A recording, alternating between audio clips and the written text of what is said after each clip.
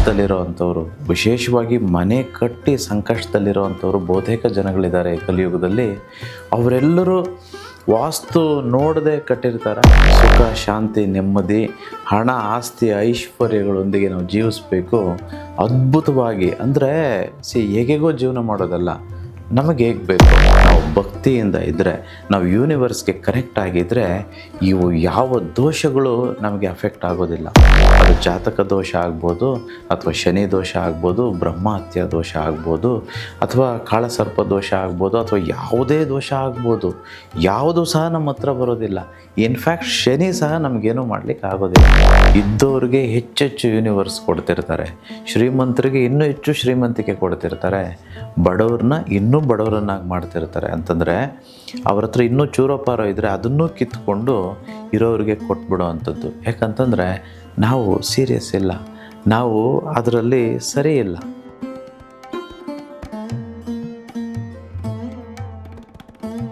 ನಮಸ್ಕಾರ ವೀಕ್ಷಕರೇ, money is ಹ್ಯಾಪಿನೆಸ್ನ ಈ ವಿಶೇಷ ಕಾರ್ಯಕ್ರಮಕ್ಕೆ ತಮ್ಮೆಲ್ಲರಿಗೂ ಪ್ರೀತಿಯ ಆಧಾರದ ಸ್ವಾಗತ. ನಾನು ಸೌಮ್ಯ ಮಳಲಿ.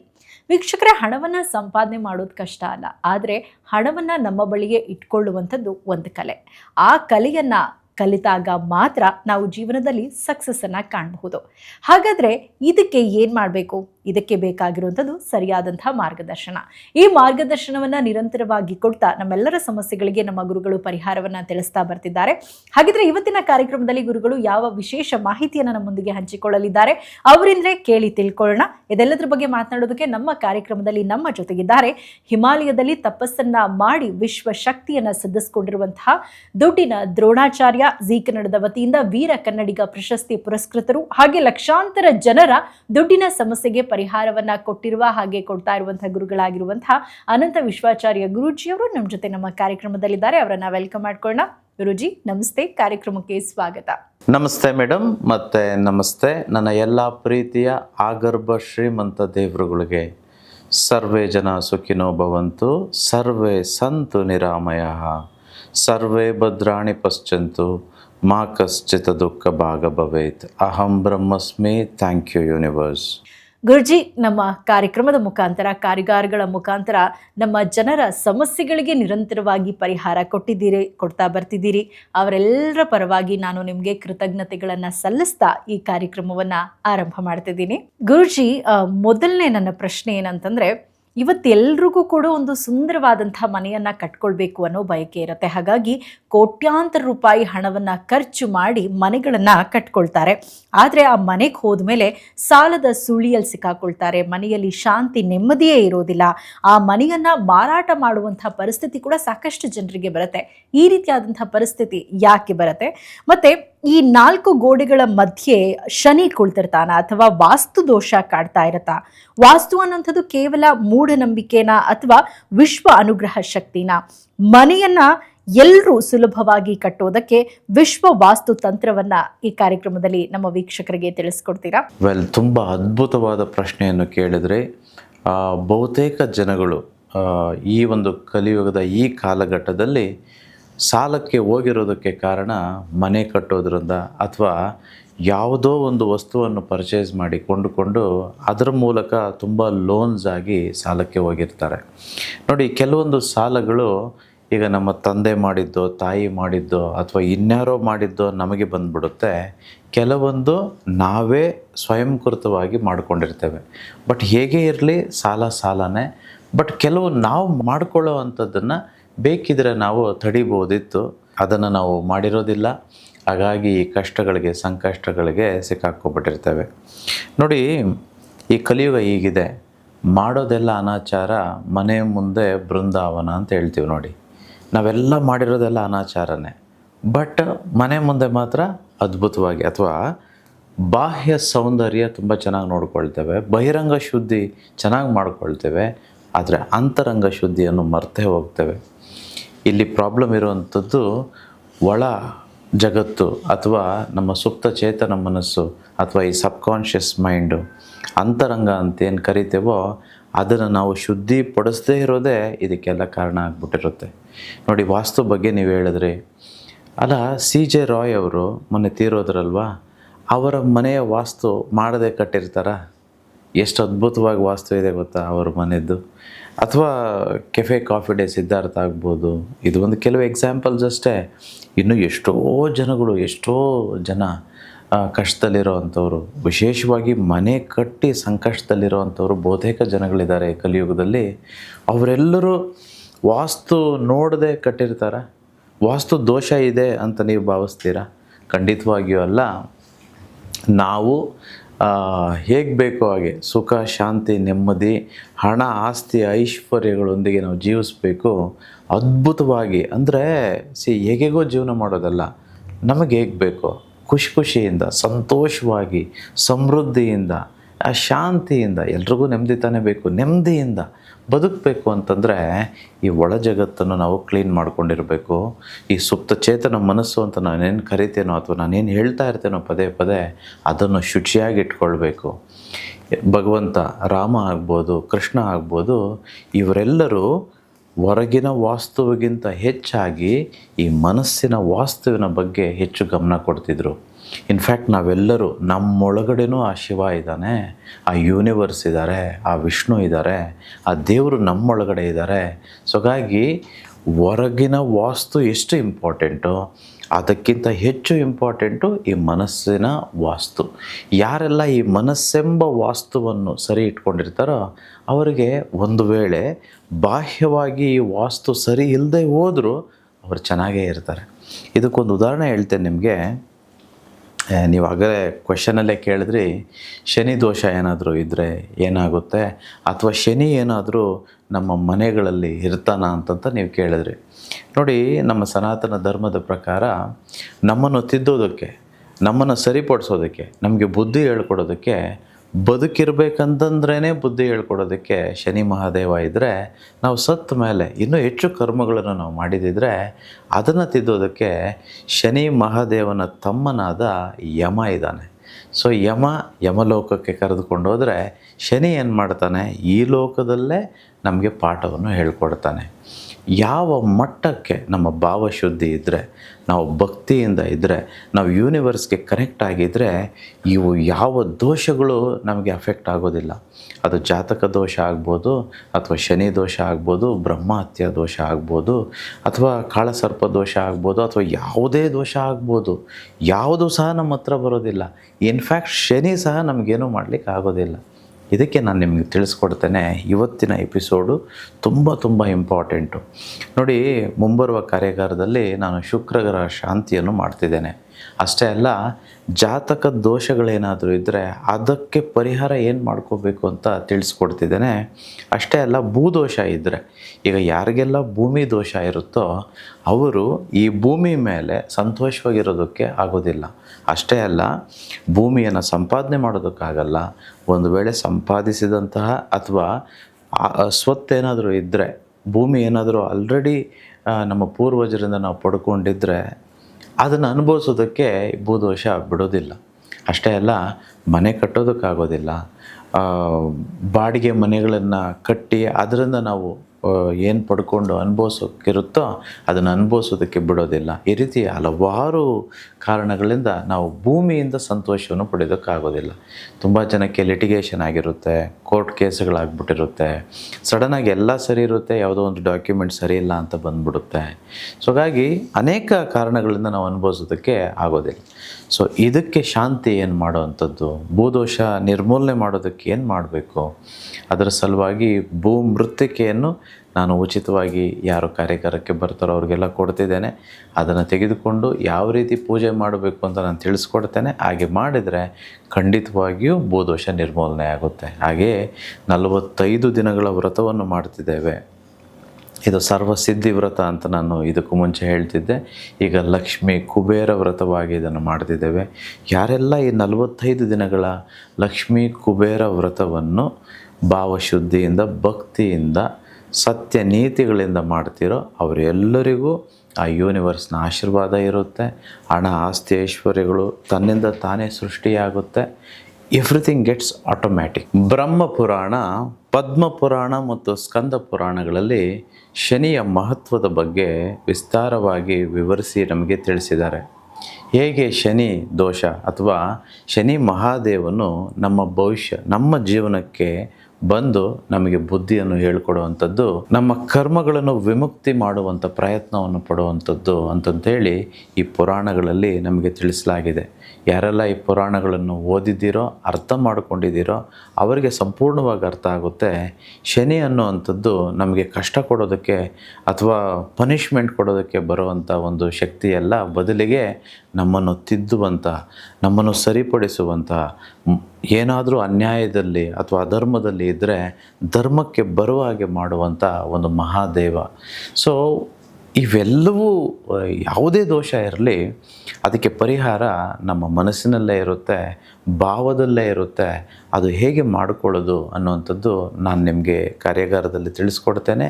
ಈಗ ಸದ್ಯಕ್ಕೆ ಒಂದು ಉದಾಹರಣೆ ಕೊಡ್ತೇನೆ, ನಿಮ್ಮೆಲ್ಲರಿಗೂ ಅರ್ಥ ಆಗೋದಕ್ಕೆ.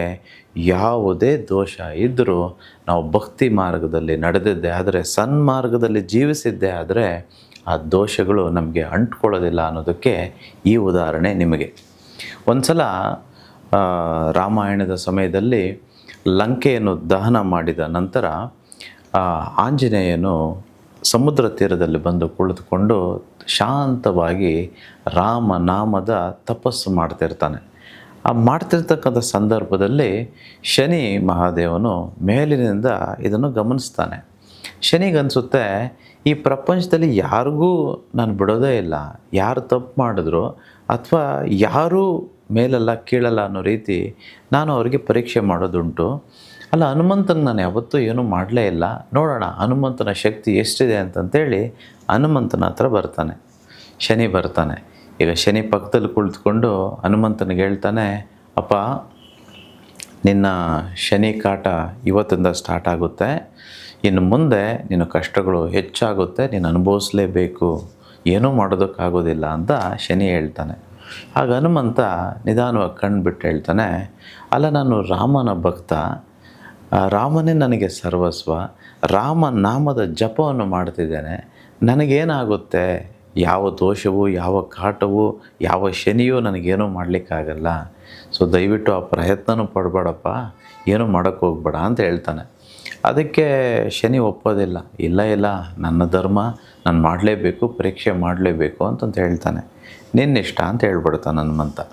ಆದಮೇಲೆ ಓಕೆ, ಅವನು ಶನಿ ಬಂದು ಹನುಮಂತನ ತಲೆಯ ಮೇಲೆ ಕುಳಿತುಕೊಂಡು ಬಿಡ್ತಾನೆ.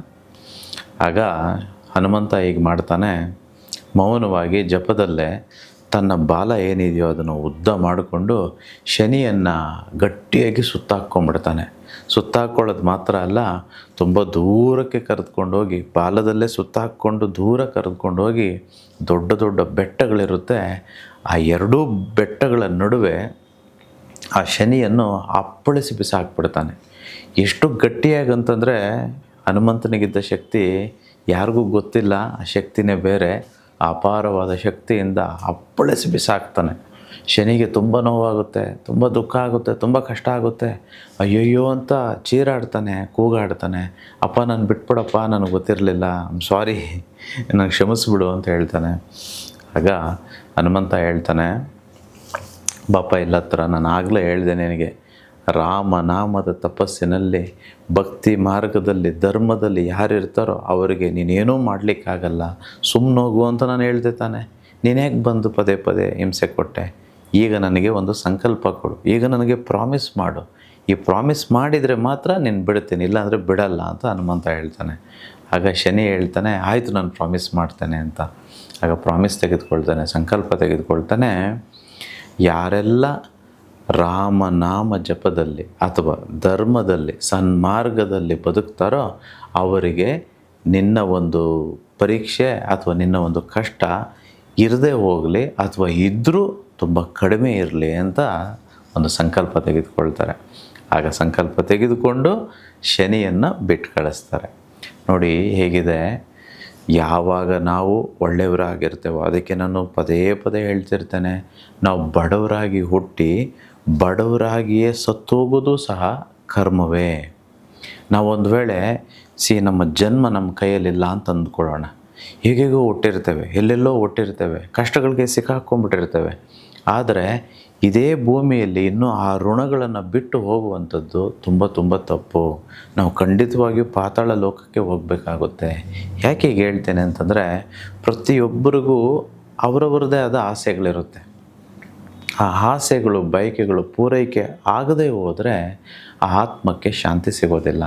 ಯಾವಾಗ ಈ ಆತ್ಮ ಅಶಾಂತಿಯಲ್ಲಿ ಸತ್ತೋಗುತ್ತೋ ಅಂತಹ ಆತ್ಮಗಳು ಮತ್ತೆ ಹುಟ್ಟಬೇಕಾಗುತ್ತೆ ಈ ಋಣಗಳನ್ನು, ಈ ಕರ್ಮಗಳನ್ನು ಅಥವಾ ಈ ಆಸೆಗಳನ್ನು ಪೂರೈಸ್ಕೊಳ್ಳೋದಕ್ಕೆ. ಸೊ ಹಾಗಾಗಿ ತುಂಬ ಜಾಗ್ರತೆ. ನಮಗೇನು ಬೇಕೋ ಅದನ್ನು ಸಂಪಾದನೆ ಮಾಡಿಕೊಳ್ಬೇಕು. ನಮಗೆ ಹೇಗೆ ಬೇಕೋ ಹಾಗೆ ಬದುಕಿರಬೇಕು.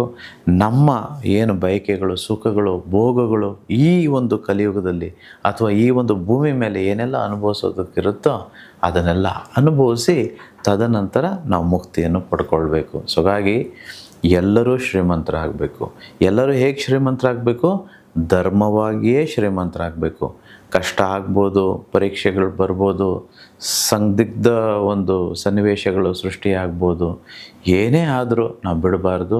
ಯಾಕಂತಂದರೆ ನಮ್ಮ ಜೊತೆ ಯೂನಿವರ್ಸ್ ಇದ್ದಾರೆ, ವಿಶ್ವ ಇದ್ದಾರೆ, ಆ ವಿಶ್ವಶಕ್ತಿ ಇದೆ, ರಾಮ, ವಿಷ್ಣು, ಆ ಪರಮಶಿವ ಎಲ್ಲರೂ ನಮ್ಮ ಜೊತೆ ಇದ್ದಾರೆ. ಹಾಗಾಗಿ ನಾವು ಪ್ರಯತ್ನ ಬಿಡಬಾರ್ದು, ಶ್ರೀಮಂತರಾಗಲೇಬೇಕು. ಎಲ್ಲರಿಗೂ ಗೊತ್ತಿರಲಿ, ಬರೀ ಎಲ್ಲೋ ಕೆಲಸ ಮಾಡಿದ್ರೇನೋ ಅಥವಾ ಎಲ್ಲೋ ಹೇಗೇಗೋ ಬದುಕಿದ್ರೇನೋ ಶ್ರೀಮಂತರಾಗೋದಿಲ್ಲ. ವ್ಯಾಪಾರ ಮಾಡಬೇಕು, ಅದು ಉತ್ತಮವಾಗಿ ಮಾಡಬೇಕು. ಆಗ ಮಾತ್ರ ನಮಗೆ ಲಾಭ ಬರೋದಕ್ಕೆ ಸಾಧ್ಯ, ಶ್ರೀಮಂತರಾಗೋದಕ್ಕೆ ಸಾಧ್ಯ. ಎಲ್ಲರೂ ಶ್ರೀಮಂತರಾಗೋಣ. ಮುಂಬರುವ ಕಾರ್ಯಾಗಾರದಲ್ಲಿ ನಾನು ಶುಕ್ರ ಶಾಂತಿ ಪೂಜೆಯನ್ನು ಮಾಡ್ತಿದ್ದೇನೆ. ಭೂದೋಷ ಹಾಗೆ ಜಾತಕ ದೋಷಗಳೇನಾದರೂ ಇದ್ದರೆ ಅದರ ನಿರ್ಮೂಲನೆ ಮಾರ್ಗಗಳನ್ನು ತಿಳಿಸಿಕೊಡ್ತೇನೆ. ಎಲ್ಲರೂ ಇದನ್ನು ತಿಳಿದುಕೊಂಡು ಶ್ರೀಮಂತರಾಗೋಣ. ಹಾಗೇನೆ ಗುರುಗಳೇ, ನಾವು ವಿಶಾಲವಾದ ಯೂನಿವರ್ಸ್ನ ಒಂದು ಭಾಗ ಅಂತ ಯಾವಾಗಲೂ ಹೇಳ್ತಿರ್ತೀರಾ, ಆದರೆ ವಿಶ್ವ ನಮ್ಮ ಜೊತೆ ಏನಾದರೂ ಮಾತನಾಡುತ್ತಾ, ಗೊತ್ತಿಲ್ಲದ ಹಾಗೆ ಯೂನಿವರ್ಸ್ ನಮಗೇನಾದರೂ ಸೀಕ್ರೆಟ್ ಆದಂತಹ ಸಿಗ್ನಲ್ಗಳನ್ನು ಕೊಡುತ್ತಾ, ನಮಗೆ ಕಾಣುವ ಕೆಲವು ಅಂಕಿಅಂಶಗಳು ಅಥವಾ ಅನಿರೀಕ್ಷಿತ ಘಟನೆಗಳು ವಿಶ್ವ ನೀಡುವ ಸೂಚನೆಗಳ, ಆ ಸೂಚನೆಗಳನ್ನು ಅರ್ಥ ಮಾಡಿಕೊಂಡ್ರೆ ನಮ್ಮ ಅದೃಷ್ಟ ಏನಾದರೂ ಬದಲಾಗತ್ತಾ ಅಂತ. ಯೂನಿವರ್ಸ್ಗೆ ಕನೆಕ್ಟ್ ಆದರೆ ನಮಗೆ ಸಿಗುವ ಸೂಚನೆಗಳೇನಾದರೂ ಇದೆಯಾ ಅಂತಂತ ಹೇಳಿ ಹಲವಾರು ಸೂಚನೆಗಳು ಸಿಗುತ್ತೆ ಮೇಡಮ್. ಅದರಲ್ಲಿ ಒಂದನ್ನು ನಾನು ನಿಮಗೆ ತಿಳಿಸ್ಕೊಡ್ತೇನೆ. ಯಾರೆಲ್ಲ ಯೂನಿವರ್ಸ್ಗೆ ಕನೆಕ್ಟ್ ಆಗಿರ್ತೀರೋ ಅವರು ಹೆಚ್ಚು ಮೌನವಾಗಿರ್ತವೆ. So this is very important. ನಾವು ವಟ ಅಂತ ಮಾತಾಡ್ತಿದ್ರೆ ಅಥವಾ ಎಲ್ಲದಕ್ಕೂ ತಲೆ ಕೆಡಿಸ್ಕೊಂಡಿದ್ರೆ ನಮ್ಮಲ್ಲಿ ಯೂನಿವರ್ಸ್ಗೆ ಜಾಗ ಎಲ್ಲಿದೆ? ನಾವು ಯೂನಿವರ್ಸ್ನ ಮಾತಾಡೋದಕ್ಕೆ ಎಲ್ಲಿ ಬಿಟ್ಟಿದ್ದೇವೆ? ಯಾರು ಮೌನವಾಗಿರ್ತಾರೋ ಅವರು ತಪಸ್ಸಿನಲ್ಲಿದ್ದಂತೆ, ಮೆಡಿಟೇಟಿವ್ ಮೋಡಲ್ಲಿದ್ದಂತೆ, ಆಲ್ಫಾ ಸ್ಟೇಟಲ್ಲಿ ಇದ್ದ ಹಾಗೆ. ನೀವು ನೋಡಿ, ಯಾರೇ ಋಷಿ, ಯಾವುದೇ ಋಷಿ ಮುನಿಗಳಾಗಲಿ ಅಥವಾ ತಪಸ್ವಿಗಳಾಗಲಿ ಅಥವಾ ಈವನ್ ಸೈಂಟಿಸ್ಟ್ನೇ ತೆಗೆದುಕೊಳ್ಳಿ, ಅವರೆಲ್ಲ ಎಲ್ಲಿರ್ತಾರೆ? ಎಲ್ಲರ ಜೊತೆ ಪಬ್ಲಿಕ್ಕಲ್ಲಿರ್ತಾರೆ ಅಥವಾ ಮಾತಾಡ್ಕೊಂಡಿರ್ತಾರೆ ಅಥವಾ ಟಿ ವಿ ನೋಡಿಕೊಂಡು, ಮೊಬೈಲ್ ನೋಡಿಕೊಂಡು, ರೀಲ್ಸ್ ನೋಡಿಕೊಂಡು ಅಥವಾ ಏನೇನೋ ಯೋಚನೆ ಮಾಡ್ಕೊಂಡಿರ್ತಾರೋ. ಅವರು ಬಹುತೇಕ ಒಬ್ಬೊಬ್ಬರೇ ಇರೋದಕ್ಕೆ ಪ್ರಯತ್ನ ಪಡ್ತಾರೆ. ನೀವು ಯೂನಿವರ್ಸ್ಗೆ ಕನೆಕ್ಟ್ ಆಗಿರೋದೇ ಆದರೆ ನೀವು ಹೆಚ್ಚು ಒಬ್ಬರೇ ಇರೋದಕ್ಕೆ ಇಷ್ಟಪಡ್ತೀರಾ, ಸೈಲೆಂಟಾಗಿರೋದಕ್ಕೆ ಇಷ್ಟಪಡ್ತೀರಾ. ಯಾರೇ ಆದರೂ ಮಾತಾಡಿದ್ರು, ಯಾರೇ ನಿಮಗೆ ಆಗದೇ ಇರೋ ಮಾತುಗಳನ್ನು, ಚುಚ್ಚು ಮಾತುಗಳನ್ನು ಮಾತಾಡಿದರೂ ನೀವು ಅವರಿಗೆ ವಾಪಸ್ ಮಾತಾಡಬೇಕು, ಏನೋ ಸ್ಟ್ಯಾಂಡ್ ತೆಗೆದುಕೊಳ್ಬೇಕು, ರಿವರ್ಟ್ ಮಾಡಬೇಕು ಅನ್ನೋದೆಲ್ಲ ಇರೋದಿಲ್ಲ. You don't want to justify, you don't want to give a reason, you don't want to argue, because you found peace within yourself. You don't correct the world, but you want to correct yourself ಅನ್ನೋ ಮನೋಭಾವನೆ ಹೆಚ್ಚಿರುತ್ತೆ. So you'll be with yourself. ಆಮೇಲೆ ಇನ್ನೊಂದು bonus ಆಗಿ ಹೇಳ್ಬಿಡ್ತೇನೆ, ಯಾರೆಲ್ಲ ವಿಶ್ವಕ್ಕೆ connect ಆಗಿರ್ತೀರೋ ಅಂಥವರು, ಶ್ರೀಮಂತರಾಗೋದಕ್ಕೆ ಬಯಸೋ ಅಂಥವರು ಪ್ರತಿದಿನ ಲೆಕ್ಕಗಳನ್ನು ತಪ್ಪದೆ ಬರೀತಿರ್ತೀರ. ನೀವೊಂದು ವೇಳೆ ಇಷ್ಟು ಕಾರ್ಯಾಗಾರಗಳಿಗೆ ಬಂದು ಅಥವಾ ನಮ್ಮ ಯೂಟ್ಯೂಬ್ ಚಾನಲನ್ನು ಸಬ್ಸ್ಕ್ರೈಬ್ ಮಾಡಿಕೊಂಡು ನೋಡ್ತಾ ಫಾಲೋ ಮಾಡೋರೇ ಆಗಿದ್ದಿದ್ರೆ ನೀವೆಲ್ಲರೂ ಲೆಕ್ಕವನ್ನು ತಪ್ಪದೆ ಬರೀತಿದ್ರಿ. ಒಂದು ವೇಳೆ ನೀವು ಲೆಕ್ಕಗಳನ್ನು ಪರಿಪಕ್ವವಾಗಿ ಬರಿತಾ ಇಲ್ಲ ಅಂತಂದರೆ ನಿಮ್ಮೆಲ್ಲರಿಗೂ ದೋಷ ಇರುತ್ತೆ. ಆ ಲಕ್ಷ್ಮೀ ಕುಬೇರ ದೋಷ ಅಥವಾ ಶನಿ ದೋಷ ಇರುತ್ತೆ. ನೀವು ಮತ್ತೆ ಸಾಲಕ್ಕೆ ಸಿಲುಕ್ಕೊಳ್ಬೇಕಾಗುತ್ತೆ ಅಥವಾ ಹೇಗೇಗೋ ತೊಂದರೆಗಳಿಗೆ ಸಿಕ್ಕಾಕ್ಕೊಂಡು ಕಷ್ಟಗಳನ್ನು ಅನುಭವಿಸ್ಬೇಕಾಗುತ್ತೆ. ಪ್ರತಿದಿನ ಲೆಕ್ಕವನ್ನು ತಪ್ಪದೇ ಬರೀಬೇಕು. ಅದು ಇನ್ಕಮ್ ಆದರೂ ಸರಿ, ಅದು ಎಕ್ಸ್ಪೆನ್ಸ್ ಆದರೂ ಸರಿ. ಹಣ ಬಂದರೂ ಬರೀಬೇಕು, ಹಣ ಹೊರಗಡೆ ಹೋದರೂ ಬರೀಬೇಕು. 1 ರೂಪಾಯಿ ಆದರೂ ಬರೀಬೇಕು, ಅದು 1,00,000 ರೂಪಾಯಿ ಆದರೂ ಬರೀಬೇಕು. ನಾನು ಈಗ ಬರ್ತಿರ್ಬೇಕಂತಂದರೆ ನನ್ನ ಕಾರ್ ಸರ್ವಿಸ್ ಕೊಟ್ಟ ಕಾರಣ ಆಟೋದಲ್ಲಿ ಬಂದೆ. ಆಟೋದಲ್ಲಿ ಬಂದಾಗ ಆಟೋ ಓಡಿಸೋರನ್ನ ನಾನು ಮಾತಾಡಿಸ್ಕೊಂಡು ಬರ್ತಿದ್ದೆ. ಸರ್ ಹೇಗಿದೆ ಜೀವನ, ಎಷ್ಟು ವರ್ಷದಿಂದ ಆಟೋ ಓಡಿಸ್ತಿದ್ದೀರಾ ಅಂತಂತೇಳಿ. ಅವ್ರು ಹೇಳಿದ್ರು ಒಂದು 25-30 ವರ್ಷದಿಂದ ಆಟೋ ಓಡಿಸ್ತಿದ್ದೀನಿ ಅಂತ ಹೇಳಿದ್ರು. ಮನೆ ಇದೆಯಾ ಅಂತ ಕೇಳಿದೆ, ಸ್ವಂತ ಮನೆ ಕಟ್ಟೋಕ್ಕಾಗಿಲ್ಲ ಅಂತ ಹೇಳಿದ್ರು. ನಾನು ಆಮೇಲೆ ಕೇಳಿದೆ, ನಾನು ತುಂಬ ಜನ ಆಟೋ ಡ್ರೈವರ್ಸು ಮತ್ತು ಕೆಲವ್ರು ನೋಡಿದ್ದೇನೆ, ತುಂಬ ಬೆಳೆದಿದ್ದಾರೆ, ಚೆನ್ನಾಗಿದ್ದಾರೆ, ನಿಮ್ಗೆ ಯಾಕೆ ಹೀಗಾಯಿತು? ಓಕೆ, ನೀವು ಲೆಕ್ಕ ಬರೀತೀರ ಪ್ರತಿದಿನ ಎಷ್ಟು ಬರುತ್ತೆ, ಎಷ್ಟು ದುಡಿತೀರಾ ಅಂತಂತೇಳಿ ಅಂತ ಕೇಳಿದೆ. ಅದಕ್ಕೆ ಅವ್ರು ಹೇಳಿದ್ರು, ಅಯ್ಯೋ ಲೆಕ್ಕ ಏನೂ ಬರೆಯಲ್ಲ ಸ್ವಾಮಿ, ಬರೋದೇ ಒಂಚೂರು, ಇನ್ನೇನು ಅದನ್ನು ಬರೆಯೋದು ಅಂತ ಹೇಳಿದರು. ನಾನು ತುಂಬ ಸಲ ತಮಾಷೆಗಾದರೂ ಅಥವಾ ನಾನು ಸೀರಿಯಸ್ ನೋಟ್ ನಾನು ತುಂಬ ಸಲ ಹೇಳಿದ್ದೇನೆ, ದೇವರು ಫಸ್ಟ್ ನಮಗೆ ಯೂನಿವರ್ಸು ಚಿಲ್ಲರೆ ಕೊಟ್ಟು ನೋಡ್ತಾನೆ. ನಾವು ಯಾವಾಗ ಆ ಚಿಲ್ಲರೆಯನ್ನೇ ಲೆಕ್ಕಕ್ಕಿಡೋದಕ್ಕೆ ನಾವು ಆಗೋದಿಲ್ಲ ಅಂತಂತ ಹೇಳಿದಾಗ ಆ ದೇವರು ನಮ್ಮನ್ನು ಚಿಲ್ಲರೆ ನನ್ನ ಮಕ್ಕಳು ಅಂತ ತಾನೇ ಅಂದ್ಕೊಳ್ಬೇಕು. ಸೊ ಚಿಕ್ಕದ್ರಲ್ಲಿ ಯಾರು ಸರಿ ಇರ್ತಾರೋ ಅವರಿಗೆ ದೊಡ್ಡದನ್ನು ಯೂನಿವರ್ಸ್ ಕೊಡ್ತಾರೆ. ಯಾರು ಚಿಕ್ಕ ಚಿಕ್ಕ ವಿಚಾರಗಳಲ್ಲಿ ಸರಿ ಇರಲ್ವೋ ಅವರಿಗೆ ದೊಡ್ಡದನ್ನು ಕೊಡೋದಕ್ಕೆ ಇಷ್ಟಪಡೋದಿಲ್ಲ. ಹಾಗಾಗಿ ನೀವು ಬಹುತೇಕ ಸಲ ನೀವು ನೋಡಿರ್ತೀರ, ಗಮನಿಸಿರ್ತೀರ, ಇದ್ದವ್ರಿಗೆ ಹೆಚ್ಚೆಚ್ಚು ಯೂನಿವರ್ಸ್ ಕೊಡ್ತಿರ್ತಾರೆ, ಶ್ರೀಮಂತರಿಗೆ ಇನ್ನೂ ಹೆಚ್ಚು ಶ್ರೀಮಂತಿಕೆ ಕೊಡ್ತಿರ್ತಾರೆ, ಬಡವ್ರನ್ನ ಇನ್ನೂ ಬಡವರನ್ನಾಗಿ ಮಾಡ್ತಿರ್ತಾರೆ. ಅಂತಂದರೆ ಅವ್ರ ಹತ್ರ ಇನ್ನೂ ಚೂರೋಪಾರೋ ಇದ್ದರೆ ಅದನ್ನೂ ಕಿತ್ಕೊಂಡು ಇರೋರಿಗೆ ಕೊಟ್ಬಿಡೋ ಅಂಥದ್ದು. ಯಾಕಂತಂದರೆ ನಾವು ಸೀರಿಯಸ್ ಇಲ್ಲ, ನಾವು ಅದರಲ್ಲಿ ಸರಿ ಇಲ್ಲ. ಧರ್ಮ ಪರಿಪಾಲನೆ ಅಂತಂದರೆ ಲಕ್ಷ್ಮಿಯ ಧರ್ಮ ಪರಿಪಾಲನೆ ಅಂತಂದರೆ ಲಕ್ಷ್ಮಿಯನ್ನು ಲೆಕ್ಕಕ್ಕಿಡೋದು. ಯಾವಾಗ ಲಕ್ಷ್ಮಿಯನ್ನು ನಾವು ಲೆಕ್ಕಕ್ಕಿಡ್ತೇವೋ ಆ ಲಕ್ಷ್ಮಿಯು, ಆ ವಿಷ್ಣುವು ನಮ್ಮನ್ನೂ ಸಹ ಲೆಕ್ಕಕ್ಕೆ ಇಡ್ತಾನೆ, ಗೊತ್ತಿರಲಿ. ಸೊ ದಯವಿಟ್ಟು ಯಾರೆಲ್ಲ ಯೂನಿವರ್ಸ್ ಕನೆಕ್ಟ್ ಆಗಿದ್ದೀನಿ, ನನ್ನ ಜೊತೆ ಯೂನಿವರ್ಸ್ ಇದೆ, ನಾನು ಫಾಲೋ ಮಾಡ್ತಿದ್ದೀನಿ, ಅನಂತ ವಿಶ್ವಾಚಾರ್ಯ ಮನಿ ಈಸ್ ಹ್ಯಾಪಿನೆಸ್ ಈ ಪ್ರೋಗ್ರಾಮನ್ನು ಸಂಪೂರ್ಣವಾಗಿ ಅರ್ಥ ಮಾಡಿಕೊಂಡು ನಾನು ಶ್ರೀಮಂತನಾಗೋ ಹಾದಿಯಲ್ಲಿ ಹೋಗ್ತಿದ್ದೇನೆ ಅನ್ನೋವಂಥವರು ಸೈಲೆಂಟಾಗಿರ್ತಾರೆ, ಮೌನವಾಗಿರ್ತಾರೆ, ಅದರ ಜೊತೆ ಪ್ರತಿದಿನ ಲೆಕ್ಕಗಳನ್ನು ಬರೀತಿರ್ತಾರೆ, ಗೊತ್ತಿರಲಿ. So this is one thing. ಆಮೇಲೆ ತುಂಬ ಸಿಗ್ನಲ್ಸು ಅಥವಾ ನಮಗೆ ಸೂಚನೆಗಳು ಸಿಗ್ತಾ ಹೋಗುತ್ತೆ ಯೂನಿವರ್ಸ್ಗೆ ಕನೆಕ್ಟ್ ಆಗಿದ್ದರೆ. ನಾನಿವತ್ತು ಬರೀ 2 ಮಾತ್ರ ಹೇಳಿದೆ, ಇನ್ನೂ ಅನೇಕ ಸೂಚನೆಗಳಿವೆ. ಅವು ಮುಂಬರುವ ವರ್ಕ್ಶಾಪ್ನಲ್ಲಿ ನಾನು ನಿಮಗೆ ತಿಳಿಸ್ಕೊಡ್ತೇನೆ. ಅಷ್ಟೇ ಅಲ್ಲ, ಯಾರೆಲ್ಲ ಸ್ಪೆಷಲ್ ಸಬ್ಸ್ಕ್ರಿಪ್ಷನ್ ಮಾಡ್ಕೊಂಡಿದ್ದೀರೋ ಯೂಟ್ಯೂಬಲ್ಲಿ ಅಂಥವ್ರಿಗೆ ಇದರ ಬಗ್ಗೆ ಇನ್ನೂ ಮಹತ್ತರವಾಗಿ ನಾನು ತಿಳಿಸ್ಕೊಡ್ತೇನೆ. ಓಕೆ, ಟೆಕ್ನಿಕ್ ವಿಚಾರಕ್ಕೆ ಬಂದರೆ, ಶನಿ ದೋಷ ನಿರ್ಮೂಲನೆಗೆ ಅಥವಾ ಇನ್ನೂ ಅನೇಕ ಭೌತಿಕ ಪ್ರಪಂಚದಲ್ಲಿ ಆಗಿರುವ ದೋಷಗಳ ನಿರ್ಮೂಲನೆಗೆ ಈ ರೀತಿ ಮಾಡಬೇಕು. ಪ್ರತಿ ಶನಿವಾರ ನೀವು ಅರಳಿ ಮರದ ಹತ್ರ ಸಂಜೆ ಹೋಗಬೇಕು. ಸಂಜೆ ಹೋಗಿ ಕಪ್ಪು ಎಳ್ಳೆಣ್ಣೆಯ ದೀಪವನ್ನು ಹಚ್ಚಬೇಕು ಶನಿವಾರ. ಸೊ ಅಷ್ಟೇ ಅಲ್ಲ, ಶನಿವಾರದಂದು ಕಾಗೆಗಳಿಗೆ ಮತ್ತು ಕಪ್ಪು ನಾಯಿಗಳಿಗೆ ಏನಾದರೂ ಆಹಾರವನ್ನು ಕೊಡಿ. ಸೊ ತುಂಬ ಸಿಂಪಲ್ಲಾಗಿದೆ. ಶನಿವಾರ ಅರಳಿ ಮರದ ಹತ್ರ ಹೋಗಬೇಕು, ಅದರ ಮರದ ಅಡಿಯಲ್ಲಿ ಸಂಜೆ ಕಪ್ಪು ಎಳ್ಳೆಣ್ಣೆಯ ದೀಪವನ್ನು ಹಚ್ಚಿ ಬರಬೇಕು. ಅಷ್ಟೇ ಅಲ್ಲ, ಕಾಗೆಗಳು ಮತ್ತು ಕಪ್ಪು ನಾಯಿಗಳಿಗೆ ಆಹಾರವನ್ನು ಕೊಡಿ. ಇದು 2ನೇದು. 3ನೇದು ಈ ಮಂತ್ರ ಅಂತಂದರೆ,